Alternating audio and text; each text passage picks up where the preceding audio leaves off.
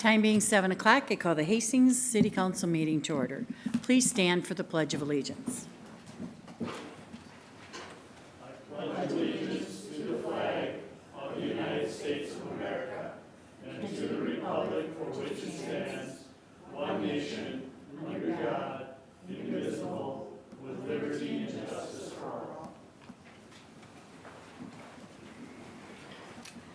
Welcome, and let the roll reflect. We do have a quorum tonight. Tonight is always a special meeting because we have a couple proclamations for the month of March. And first off, we will have a proclamation supporting Hastings Family Service and their March Food Month. And Councilmember Pembo, would you please start? Oh, I'm sorry, Councilmember House. Thank you. Flip that. Sorry. Whereas Minnesota Food Share March campaign has helped restock food shelves throughout the state of Minnesota for 45 years, and whereas Hastings Family Service has been helping neighbors in our community meet their basic needs of food, housing, transportation, and clothing for 55 years, and whereas all programs and services at Hastings Family Service are made possible by 550 volunteers in a supportive community that believes in neighbors helping neighbors, and whereas Hastings Family Service provided 3,705 families with over a week's supply of food in 2025, an increase of 39% over the previous year, and whereas 25,500 neighbors were served in the Hastings Family Service food programs and over 19,000 meals were delivered through Meals on Wheels in 2025, with the need continuing to escalate, and whereas the generosity of our community makes it possible for Hastings Family Service to provide help and hope to our neighbors, and gifts of money and food for proprietary matching the Minnesota Food Share throughout the month of March. Now therefore, be it resolved that I, Mayor Mary Fassbender, of the City of Hastings, hereby declare that the Hastings community will fight hunger in our community during the Minnesota Food Share Month campaign by working together to support and restock the market food shelf at Hastings Family Service. And I'd like to invite Amy Sutton up from Hastings Family Service to present her with this proclamation, and I bet she wants to say a few words. I never refuse a microphone. Thank you, Mayor Mary, City Council members. We really just appreciate the opportunity to be here and the support. This is the 45th year of Minnesota Food Share, and it's so important that it goes well for us. It's a big month because what the proclamation didn't say is while we had a 39% increase this past year, it's been a 278% increase over the past 5 years. And so it continues to escalate, and the help is needed and deeply appreciated. We want to take the opportunity to invite you all to our culminating event for Minnesota Food Share, which is Hastings Tastings on March 30th. Those tickets are on sale now, and a $55 ticket purchase can feed 2 families of 3 to 4 people for a week. So it's another important piece of what we do for the month. And as the proclamation said, the big thing about Minnesota Food Share is that every single pound of food, every dollar is proportionately matched by Minnesota Food Share, so it has an even larger impact. It goes without saying that this has been a time of great uncertainty and unpredictable change for the neighbors that we serve, but Hastings Family Service has been able to keep up with that escalating need because of your support. Because we are a community that embodies the idea of neighbors helping neighbors and caring about each other. So, thank you for supporting Hastings Family Service and helping us make sure that no one in our community suffers from hunger. Thank you. Council.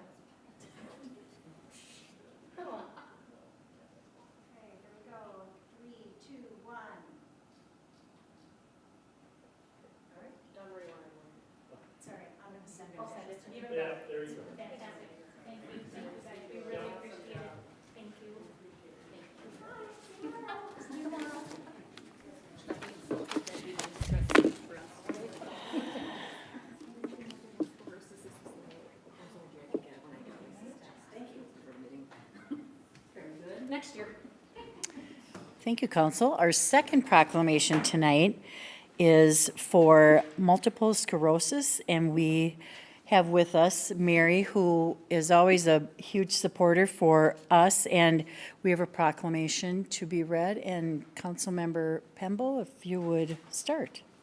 Certainly. Whereas multiple sclerosis is a unpredictable and often disabling disease to the central nervous system, I'm gonna try this, sister. Affecting nearly 1 million people in the United States and most individuals diagnosed between the ages of 20 and 50. Approximately 100 or 10,000 children worldwide are living with MS. No one knows the cause or the cure currently existing, and Whereas the National Multiple Sclerosis Society, founded in 1946, is committed to achieving a world free of MS by raising public awareness, elevating the voices of those affected, transforming what it means to live with the disease, and serving as a driving force in prevention, treatments, and cure-focused research, and Whereas the National Multiple Sclerosis Society has invested more than $1 billion in groundbreaking research initiatives and aligns worldwide resources to fuel critical efforts aimed at identifying pathways to cures for MS, and Whereas the Society also invests in the next generation of researchers through fellowships and training programs, contributing to significant breakthroughs in MS research and treatment, and Whereas the mission of the National Multiple Sclerosis Society is to cure MS while empowering people affected by MS to live their best lives, a mission deserving of the support of all Americans and the residents of Minnesota, and Whereas the City of Hastings recognizes the importance of finding the cause and cure for MS and expresses its sincere appreciation for the dedication of the National Multiple Sclerosis Society in working towards a world free of MS, and Now therefore, I, Mayor Mary Fassbender of the City of Hastings, proclaim March 8th through the 14th, 2026 as Multiple Sclerosis Awareness Week, and encourage all Minnesotans to learn more about multiple sclerosis and what they can do to support individuals with MS and their families. Thank you. And now I'll ask Mary to come up and I'll present this to her. I'm sure she would like to say a few words. Thank you. Yes, thank you. Thank you, Councilman, Mayor Mary. One thing I found, and I remember nearly 1 million people in the U.S. and 2.9 million people worldwide live with multiple sclerosis, far more than previously understood. MS isn't rare, it's just often invisible. The global count keeps rising, not because MS is spreading, but because diagnosis is improving, awareness is growing, and more countries are finally reporting data. So this is personal to me. I've lived with multiple sclerosis for 25 years. But the most exciting thing I want to share with you, with everyone, is this year at the Worldwide Conference of Researchers, they have finally done a breakthrough, and they are starting phase 2 human trials of repairing the myelin, which is the cause of the disability in MS.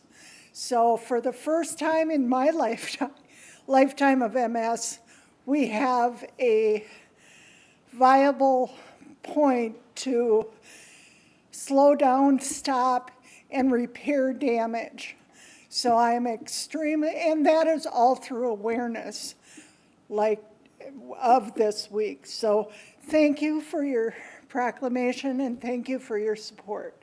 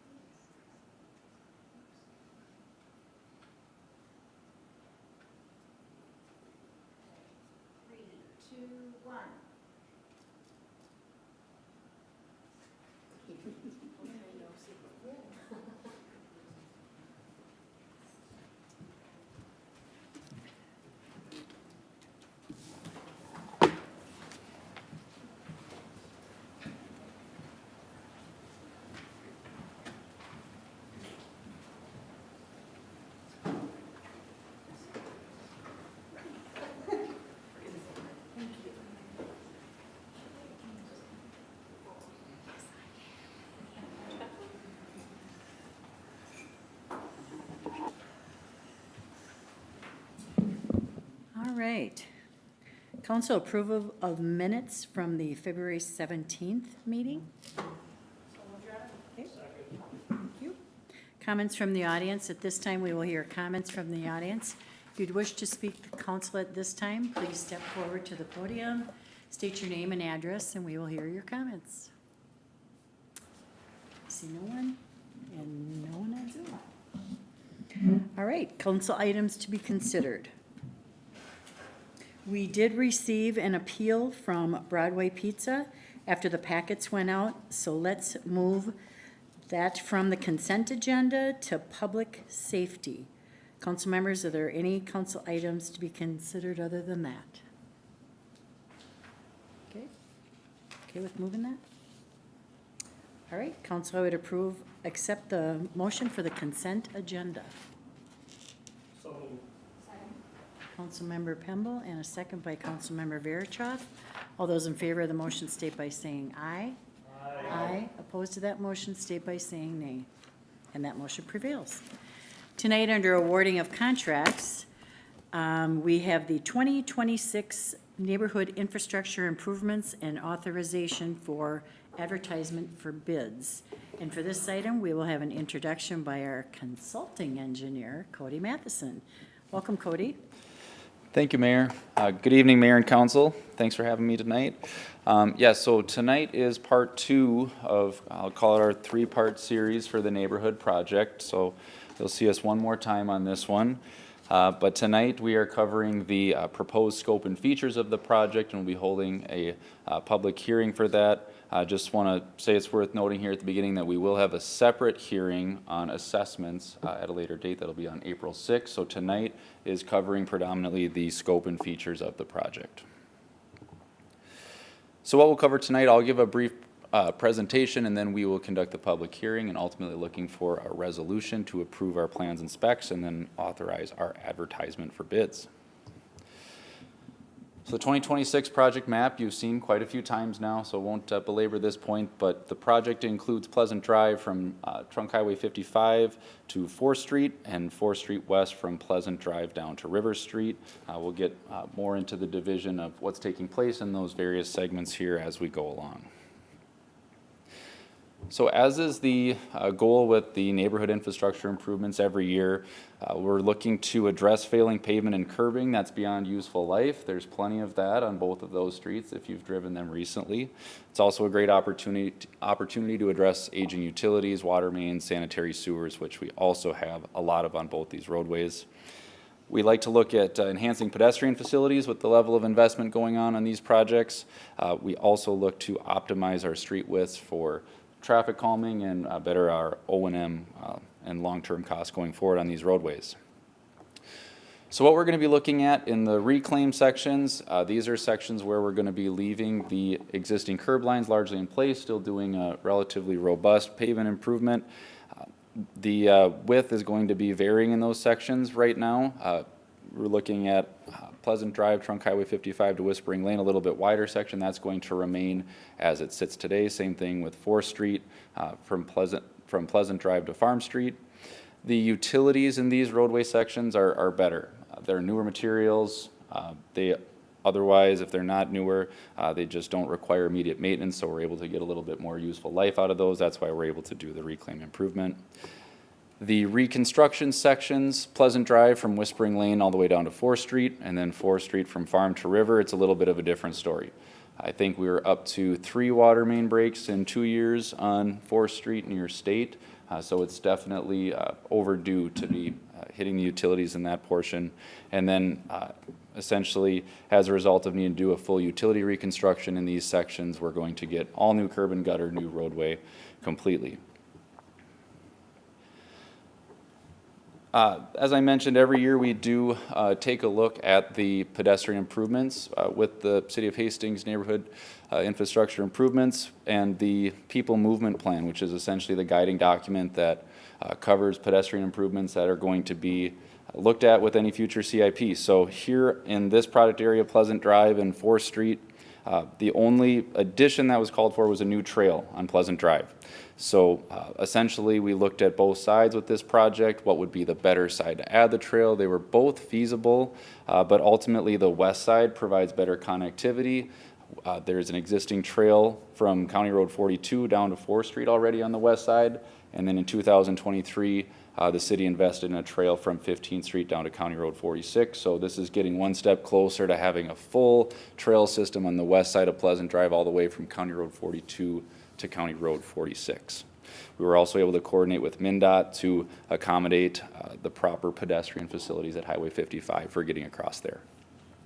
4th Street, no additional facilities were identified in the people movement plan, so that sidewalk that exists on the north side today will remain. The one piece that was added after conversations with the operations committee to include in the bid was improvements to the existing trail to Lions Park that starts at Pleasant Drive and 4th Street and makes it into the park. That trail's in pretty rough condition as well, so that is going to be looked to be improved with this project.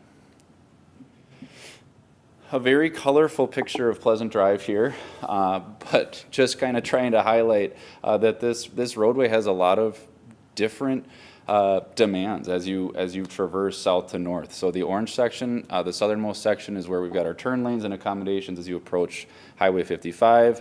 The sections in yellow, the southernmost section, we've got a really heavy parking demand. That's from the existing townhome complex out there. There's a daycare that's also located in that vicinity. If you've ever driven through that section, you'll see a lot of vehicles parked through there. And we'll talk a little bit more about that later. The section in green, we see much less parking. Essentially, there's only housing on the west side. This backs up to the CDA parcel. This is going to be an opportunity for us to take that existing 44-foot roadway all the way down to 36 feet, save a lot of pavement, hopefully calm speeds a little bit in that area. So now we're just going to step through some of the highlights of the plan view here in the design. So looking first at one of our larger changes geometrically with the project is looking to narrow at Whispering Lane. And I've got a little bit better picture that zooms in on the issue here following, but in short, it's a challenge to enter and exit at this intersection. There's very poor sight lines. This is also an opportunity that we were able to take to calm speeds and calm traffic along Pleasant Drive because we do have a lot of accesses and a lot of driveways here. We're still massaging some of this intersection with Public Works, some of the geometrics, just to make sure it's maintainable for plow trucks, school buses navigating around here, trying to make sure that all works. So just more so communicating the intent here, and then we're going to sort of iron out the finest details in the last 10% of our design. This map here shows where that division between the two-sided parking and when we'll start to convert to one-sided parking once you get north of having townhomes or businesses on both sides of Pleasant Drive. So the road will start to narrow as you get closer to Westview. It will then widen back out closer to 40 feet when you get to the intersection of 4th Street to accommodate those turn lanes there. Also pictured in this figure that I didn't show or didn't mention previously is the new bituminous trail in yellow on the west side. You can sort of see how that fits into the roadway here. So looking more at this narrowing at Pleasant and Whispering Lane, effectively, you can't see very well. When you go to Whispering Lane today, this is what you would see. You're almost always going to see vehicles lined up here. So if you were trying to take a left or right on Pleasant Drive, you are going to need to do so while crawling out and just sort of crossing your fingers that you're not going to have somebody coming down the road. With the proposed design and that narrowing, we're going to limit parking for a stretch. We're going to bring the entrance in closer to the road. Both those two things combined are going to over double your available sight distance. What sight distance is, equates to is more time for you to see and react, both you as the driver pulling out and the driver coming down Pleasant Drive. So that's sort of the crux of the issue there. Again, still kind of fine-tuning how those radiuses are going to look, but that's what we're looking to improve from a safety perspective there and also calm traffic. Putting all that together for Pleasant Drive, this is what Pleasant Drive is ultimately going to look like at 40 feet wide in the, we'll call it the standard section. That new 10-foot trail on the west side is replacing a 5-foot sidewalk, so you're getting 5 more feet of pedestrian space, and we're losing 4 feet of road. So essentially, we're taking that real estate from the road, giving it back to the trail. The boulevard space is only going to shrink by about 1 foot, so it's not going to feel a lot different in terms of the green space that's out there today. Now looking at 4th Street, this is primarily the reclamation section that's between Pleasant Drive and effectively what would be Farm Street. You can see how that trail winds into Lions Park. This portion has not been rehabilitated anytime recently.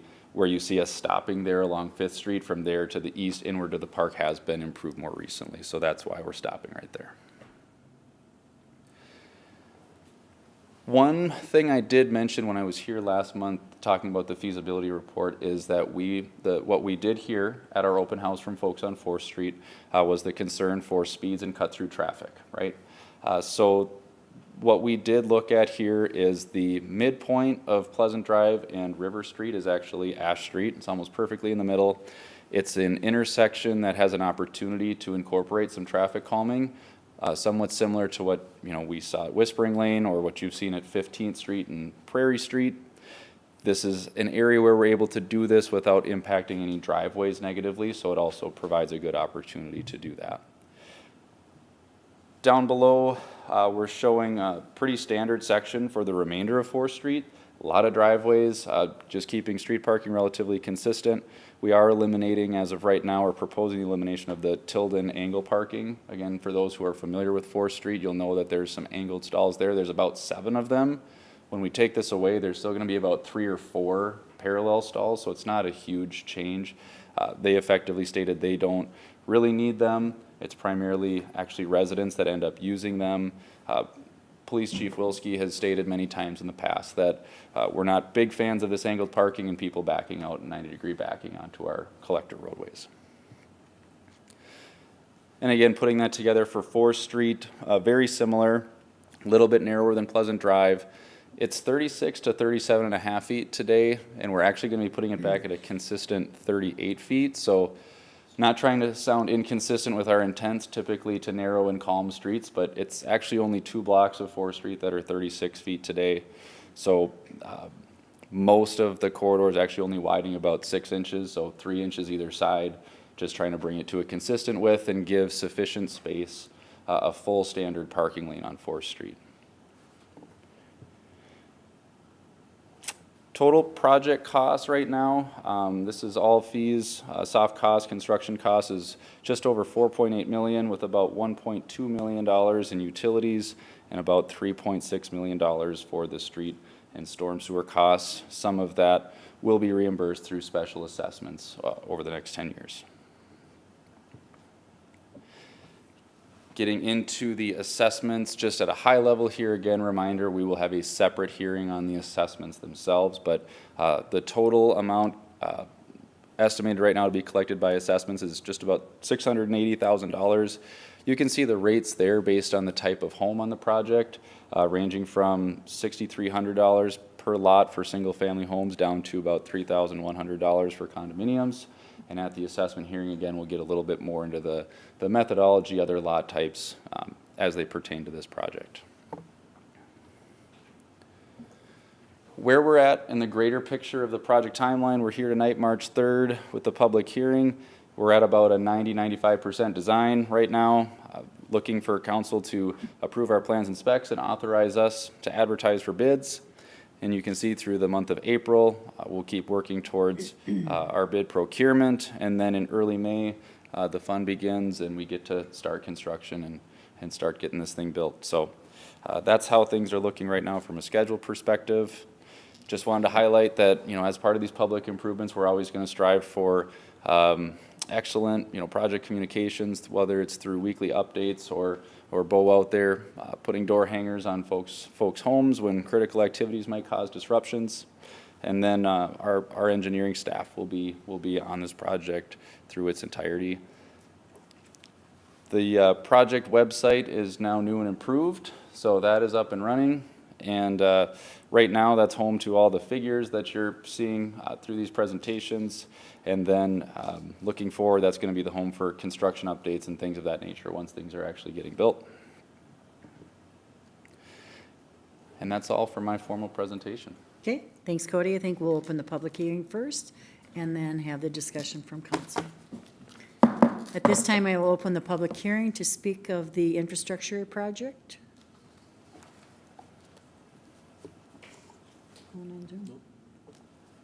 No one wishes to speak? All right. At this time, I will close the public hearing, open up the discussion for council. Councilmember Liefeld. Thanks, Your Honor.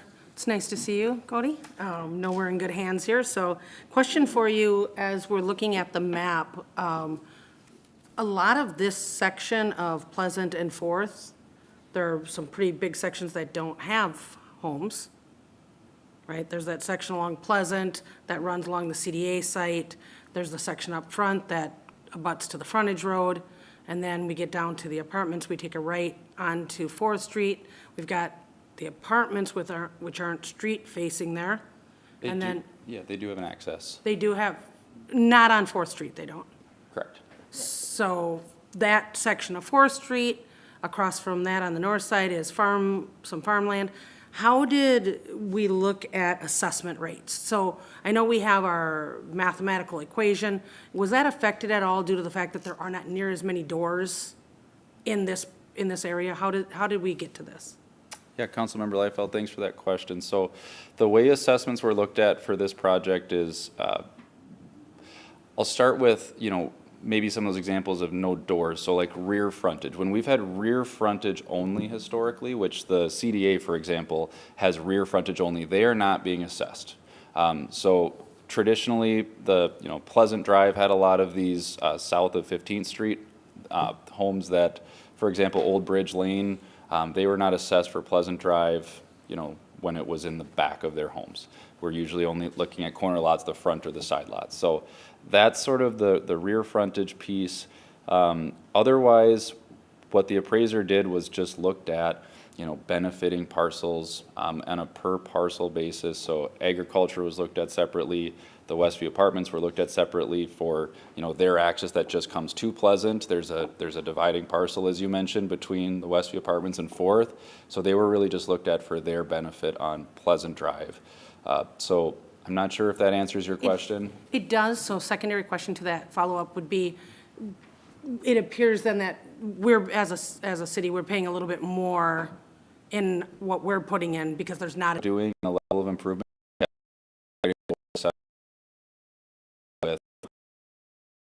people, if fronted the way from farm, consistently, this is a very unique project. When you drop out a CD parcel, it's a zero.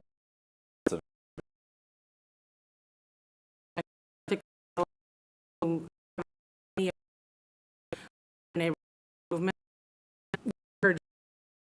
These or another home is looking. Thank you so much. Appreciate it. Hey, Cody, right?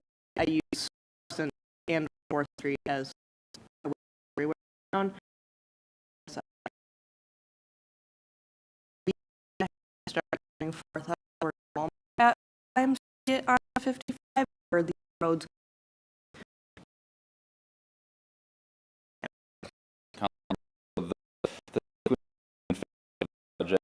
Is question and this week the primary project is to not have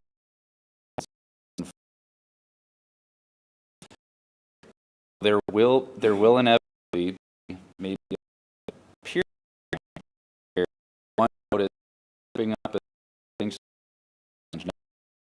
Answer your question goes along from is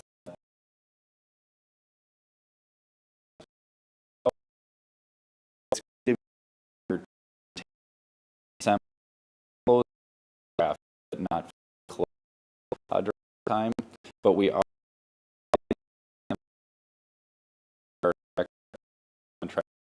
split up and overly but can along project all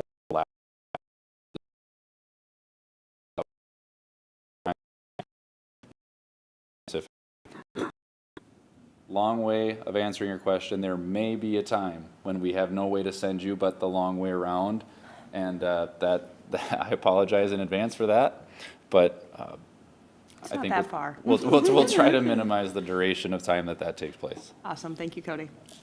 Thank you, Councilmember Beck. Any other discussion, council? Councilmember Pemble? I'd like to make a motion to move the resolution forward on this project. Thank you, Councilmember Pemble, with a second by Councilmember Liefeld. Saying aye. That motion prevails.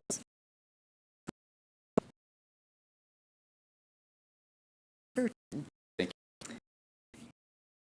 Public have a resolution prohibition since older. We will have an introduction by a city clerk. Thank you, Mayor. Councilors. A very brief introduction by me. Who filled an alcohol line in late September. Annually, the Broadway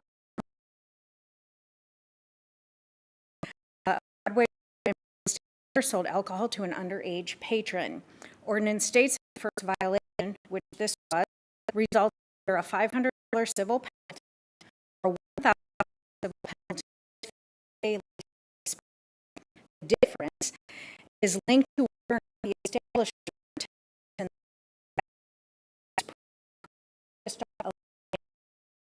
sale of alcohol to participate in that program. Did no documentation of the program, the violation resulted in a higher civil penalty of $1,000. The owner met with me on and requested a hearing. We representatives would come tonight.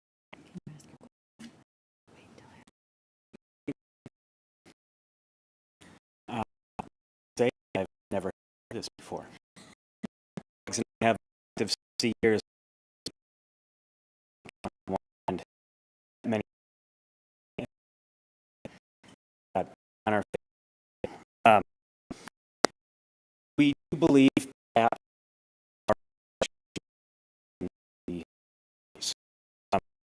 I understand the safe require staff training, which we and for each one of our employees that we teach staff to be any that are on that terminated with very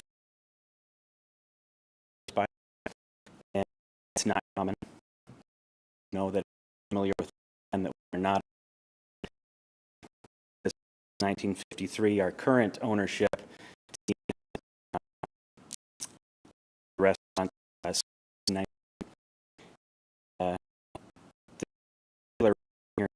we were very low comparison over sales. At least we do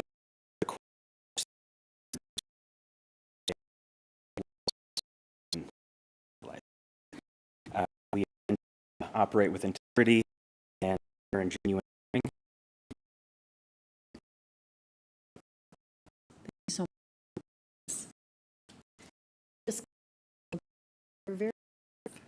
Thank you.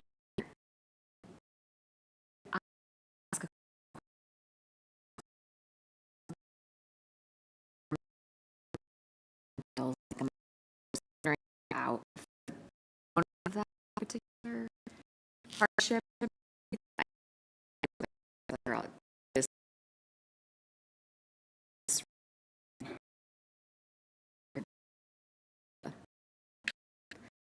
Wait, could you just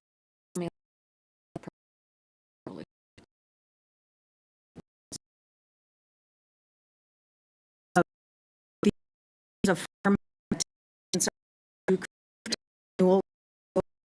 business this point in their with the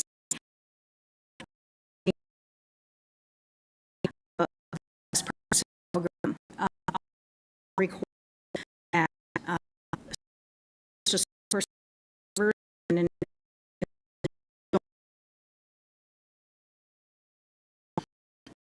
so aware that training in state program different training but content so that's one of the things that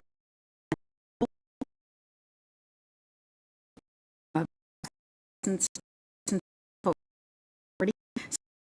typically it's something and they provide us needs to be on are other kinds of lack of things that will bolster the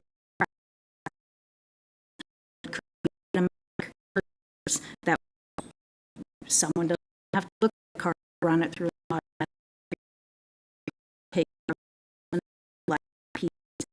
exist in that helps ensure that for eliminating underage service. Is that efficient?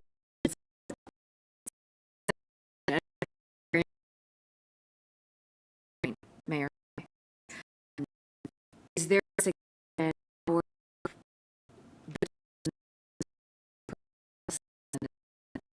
how much cost? I don't know what the cost might be for our program. It's per person, and it's about hours of training. Be more online. So different. It's it. But we do have for proof of being so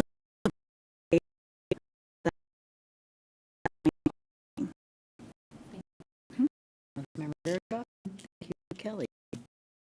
Phil. One's tree, right, and when we do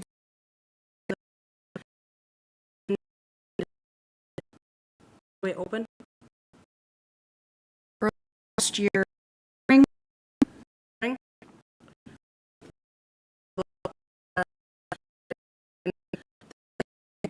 all we verified those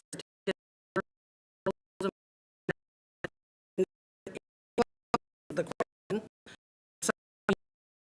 comment said that the appropriate from the information the parties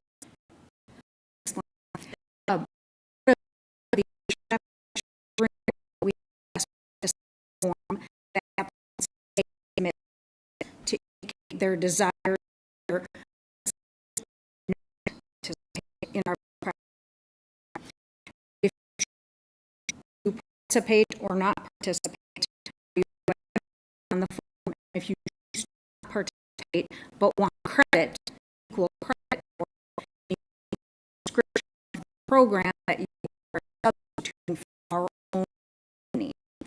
And so that is the part that didn't us we're going to do all these things that are on this list, but we're not going to use your program here to it. Not certificates or anything like that. It's all about the violation. okay.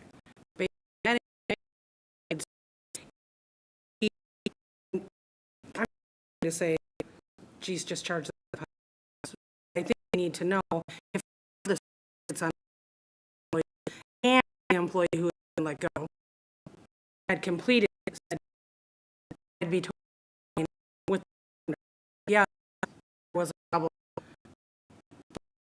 Been new business, obviously new town, and can vary municipality to municipality. That's something can we? I would we reduce this $100 that they will they have promulgated.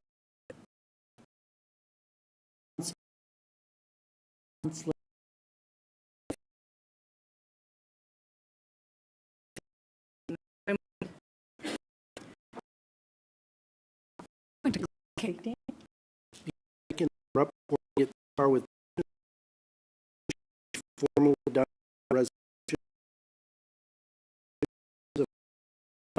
Certainly helps know councils. Table this Until 3:16, yes. Second that. Need it, but thank you, Councilmember House. And I'm going to send, as always, the first month. Update.